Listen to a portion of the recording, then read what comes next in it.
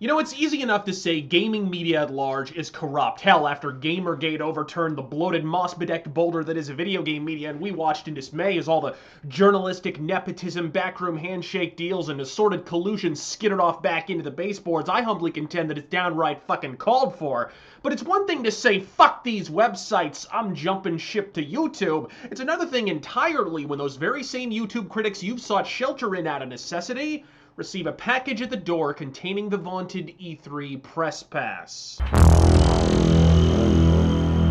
So about a year into the life of my show, a friend who was far more locked into the YouTube scene, which is to say that he was even aware that it fucking existed, informed me of the existence of a guy named Spoonie. Now the guy's massive enough that he certainly doesn't require an endorsement from me, but for those looking for one, there's no more glowing affirmation I can proffer than acknowledgement of the simple fact that Spoonie is quite literally the only video reviewer that I watch with anything approaching regularity. He's eloquent, expressive, and he can be uproariously funny all without a script. He's like Yahtzee on opposite day. Hell, even the video I'm recording now is hashed out with a bullet point outline in front of me, but this motherfucker can go off for 40 fucking minutes, if not more, with no safety net, and I'm still interested. Now, the reason I'm saying this is so that you understand that when I say what I have to say next, I'm not bashing the man, and I don't think he did anything wrong at all, due primarily to the nature of his program. I'm using him, rather, as a prominent example of the dangers of the practice I am now in the process of repudiating.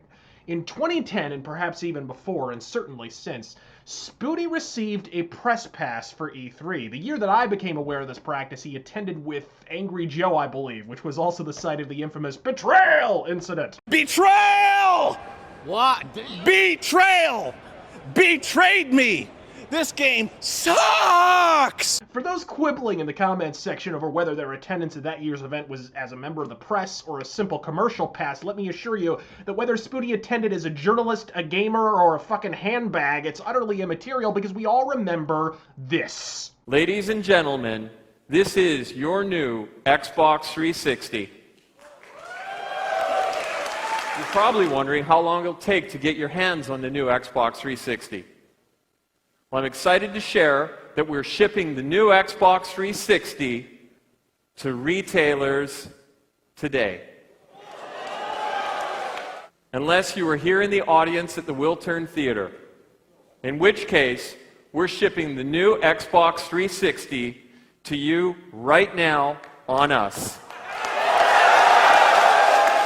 That's right, during the Microsoft press conference that year, Don Matrick famously gave away new slim models of the Xbox 360 to every solitary member of the motherfucking audience. Every fucking one. Now you tell me, do you believe a YouTube critic who finds themselves a benefactor of Microsoft's $300+ largesse to be more credible in the appraisal of the Xbox 360 Slim, or for that matter, any of the games that'll be released on it subsequently, or fucking less? Again, I'm not calling out Spoonie here because he isn't really a critic and has never fucking claimed to be. His show is primarily comedic in nature. He isn't misrepresenting himself, and good on him for getting a free console, assuming he was actually in the audience that day. But folks, how many people on YouTube, from critics to self-styled journalists to fucking cosplayers, received that gift and you continued to watch their programs as if this would in no way alter their future view of fucking Microsoft? Bill Gates all but moseyed off the stage and peeled off 3 crisp $100 bills for every fortunate fuck in the audience. And this goes double for the professional journalistic websites. Kotaku, Destructoid, IGN, 1UP, every last fucking one of them walked away with a free $300 gift courtesy of the very same company they were expected to then objectively assess the performance of in the coming years. So let's consult that footage once again. We're shipping the new Xbox 360 to you right now on us.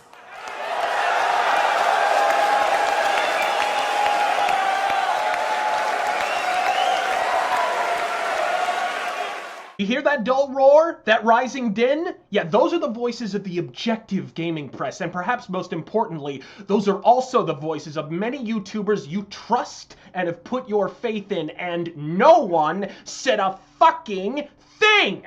And even now, when major YouTubers, who unlike Spoonie and others are portraying themselves as a voice of the consumer, receive that customary E3 press pass in the mail, how many people actually pipe the fuck up and rightfully call their objectivity into question? Well, consider the silence fucking broken. Not that I'd be the first to do so, for the record. I, for one, have to applaud Total Biscuit for calling out developers who attempted to ply him with gifts or pre-release content in exchange for compulsory ad campaigns or favorable coverage on his channel. But for every Total Biscuit, let's be honest, how the fuck many have remained goddamn mute?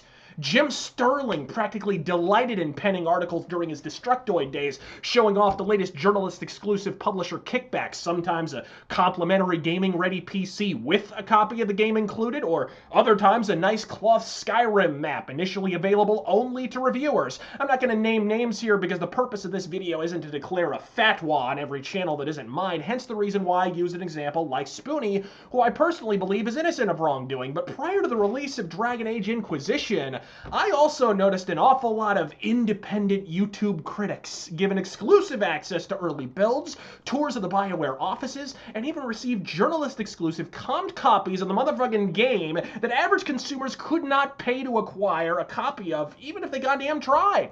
And the E3 Press Pass is the gateway drug to all of that. It's the marijuana of video game journalism. It's the Sherpa at the base of Mount Everbribe, doggedly bearing you to the profligate peaks of payola. I'm not saying round up anyone with a press pass and give him a stern finger waggling, but I am saying that the next time your favorite YouTuber pops up at PAX Prime, maybe instead of being overwhelmingly excited at the prospect of hearing their real-time reactions to the latest announcements, maybe pause, take stock, and consider whether or not they may no longer be distant enough from the product in question to objectively review it. No one's asking for additional acrimony, least of all on the fucking internet, but there's no downside to having a more finely tuned bullshit detector. I'm Razor Fist. God fucking speed. Anything